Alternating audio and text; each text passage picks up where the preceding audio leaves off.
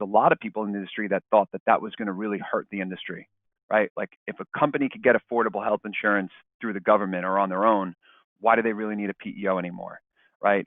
So a huge client base would have left.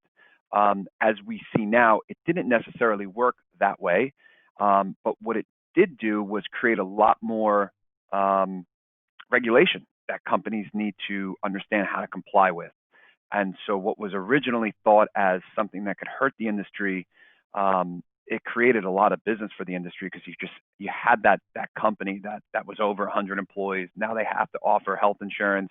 They've never done it before. They just want to focus on what they do best, and so they would outsource. And I think we're in a similar situation with COVID, where initially it's like, oh my goodness, if everybody lays off their employees, these PEOs are going to take a big hit. And to an extent, that did happen.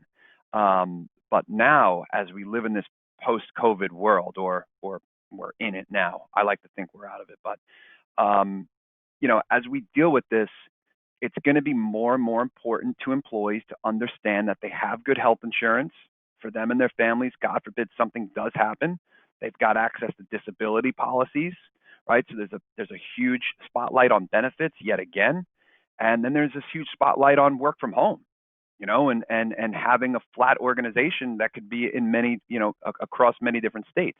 And I think the PEO technology and the HR infrastructure that they provide really help that. So it's a rough period now, but I think as we move forward, we're going to see this continue to trend upwards for PEOs. So why is the PEO industry growing? Well, it's becoming harder and harder to be compliant as an employer with each day. You can see the laws and how they've come along throughout the years, and really this doesn't have the state and city stuff that's going on now too. So you need to know it, and whose job is it to stay up all night, following the new laws, in a small business. The other factor, of course, is health insurance.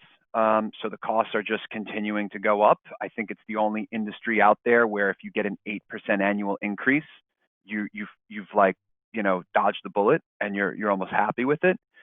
So there's just that pressure, and PEOs are a bona fide solution, not for all clients, but for a lot of them, to find more bang for your buck from a health insurance standpoint. So I think that's also helping the PEO industry.